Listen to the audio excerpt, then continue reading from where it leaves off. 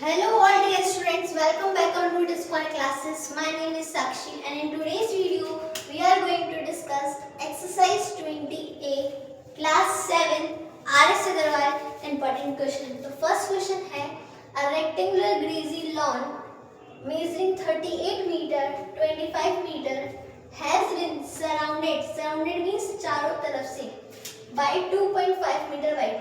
तो E, F, G, H हमारा एक रेक्टेंगुलर लॉन है जिसके चारों तरफ 2.5 मीटर वाइड पाथ है. 2.5 इधर से, 2.5 इधर, 2.5 इधर एंड 2.5 इधर, मतलब चारों खाने चित्र हैं इसके. कैलकुलेट कॉस्ट ऑफ ग्रेवलिंग एक पाथ बनाया जाता है उसकी बात कर रहे हैं. एट द रेट ऑफ ₹120 पर मीटर स्क्वायर. तो उससे कैलकुलेट करने के लिए हमें पहले क्या चाहिए, एरिया. तो एरिया निकालने के लिए हमें किसका एरिया निकालना है, ग्रेवलिंग का. तो ग्रेवलिंग का एरिया जो है इनर प्लस आउटर, इनर में प्लस करेंगे तो हमें आउटर्स की डायमेंशन मिलेगी. जब आउटर में से इनर एरिया को आप माइनस कर देंगे तो आपके पास ये वाला एरिया आ जाएगा जो आपको कैलकुलेट करना है. तो सबसे पहले हम डायमेंशंस निकालते हैं. लेंथ की बात करते हैं. आउटर लेंथ हम किसे निकालेंगे. इन क्वेश्चंस में इनर आउटर में स्टूडेंट्स बहुत कंफ्यूज होते हैं, तो ध्यान से एक चीज आपको समझना है और क्वेश्चन को अच्छे से पढ़ना है. इस एक्सरसाइज में से क्वेश्चंस हाई वेटेज के पूछे जाते हैं. तो इनर लेंथ निकालने के लिए, आउटर लेंथ निकालने के लिए इनर लेंथ प्लस, देखिए 2.5 मीटर यहाँ से है, वाइड 2.5 मीटर यहाँ से है. तो एक्चुअल में 2.5 प्लस 2.5 करना है आपको. तो इसकी आउटर लेंथ आ जाएगी 38 plus 2.5 plus 2.5 which is 5 which is equals to 43 metre. ऐसे हम निकाल लेते हैं outer breadth. Outer breadth equals to हो जाएगा 25 मीटर प्लस अगेन 2.5 यहाँ, 2.5 यहाँ, तो 5 विच इज 30 मीटर. अब हमें कैलकुलेट करना है एरिया ऑफ ग्रेवलिंग. तो area of graveling equals to outer area minus inner area. Presentation is very important thing. तो एग्जाम में आपको एक एक चीज मेंशन करनी है अच्छे से ताकि आपके कहीं भी मार्क्स कट नहीं हो. तो आउटर एरिया क्या होगा, आउटर डायमेंशन एक्चुअल में है कि ये रेक्टेंगल, तो area of rectangle length multiply by breath यानी 43 मल्टीप्लाई बाय 30 माइनस इनर क्या था 38 मल्टीप्लाई बाय 25. चलो 38 मल्टीप्लाई बाय 25 को बहुत इजीली करना सीखते हैं. 25 को हम लिख सकते हैं 50 डिवाइड बाय 2. क्यों लिखा, क्योंकि 38 2 से कैंसिल आउट हो रहा है. 2 से कैंसिल आउट हुआ 19 टाइम्स, 19 5 95 और एक 0, तो ये आ गया 950. अगर आप 35 से कैलकुलेट करते, 38 से कैलकुलेट करते 25 मल्टीप्लाई करके तो आपको शायद 1-2 मिनट ज़्यादा लग सकते थे. पर अगर आपको 19 की टेबल आती है और आप इसे ऑब्जर्व कर पा रहे हैं 50/2 तो आप कैलकुलेशन जल्दी से कर लेंगे. अब मल्टीप्लाई कर लेते 43 multiply by 3 which is 129. But हमें किससे मल्टीप्लाई करना था, 30 से. तो 1290 1290 माइनस 950 विच इज योर 340. तो टोटल एरिया हमारे पास आ गया 340 मीटर स्क्वायर. अब एरिया आ गया है तो एरिया से क्या निकाल देते हम, कॉस्ट. यहाँ निकाल लेते हैं हम cost of 1 metre square graveling equals to ₹120. हमारे पास एरिया कितना है 340. Cost of 340 meter square graveling equals to 120 multiply 340. तो 34 को कर दो 12 से मल्टीप्लाई और लगा दो 2 zeros, क्योंकि एक 0 340 का, एक 0 120 का. तो 408000 रुपीज. ये हो गया आपका फाइनल आंसर. चलिए डिस्कस करते हैं हम नेक्स्ट क्वेश्चन.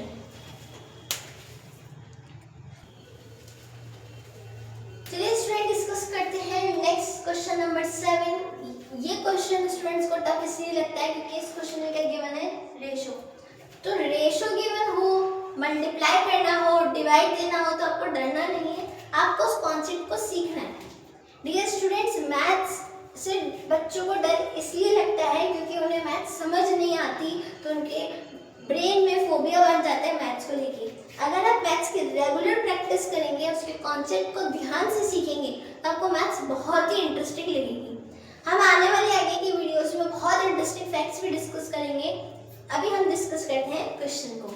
तो क्वेश्चन गिवन है, the length and breadth of the path are 2:1, means length और ब्रेथ का रेशो गिवन है।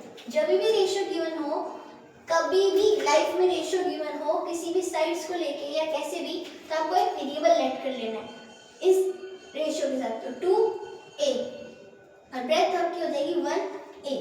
आप x y z कुछ भी लेट कर सकते हैं। And its perimeter is 240। बात किसकी हुई थी, लेंथ ब्रेथ की। पेरीमीटर में किसका दिया हुआ है, लेंथ ब्रेथ वाली शेप का। वो शेप कौन सी होती है, हमारी rectangle. A path 2 meter wide runs inside it। अब ये जो रेक्टेंगुलर पाथ है, इसके अंदर एक पाथ बना हुआ है। अभी हमारे पास आउटर की बात हो रही है, इनर की बात हमसे बताई गई है। 2 मीटर वाइड है चारों तरफ से, along its boundary मतलब चारों तरफ से। Find the cost of paving the path at ₹80। paving अब पाथ का मीन्स होता है कि कुछ मिट्टी से या फिर स्टोन्स का, रॉक का यूज करके हम कुछ पाथ कंस्ट्रक्ट कर रहे हैं। तो उसके लिए हमें क्या चाहिए, आउटर की डायमेंशंस। आउटर की डायमेंशंस मिल जाएगी तो हम इनर की इजीली कैलकुलेट कर सकते हैं। यहाँ हमारे पास इनर की डायमेंशंस होनी चाहिए थी, हमारे पास सिर्फ क्या गिवन है, आउटर डायमेंशंस का रेशो। तो चलिए पहले कैलकुलेट करते हैं लेंथ एंड ब्रेथ, बट कैसे, पेरीमीटर की हेल्प से।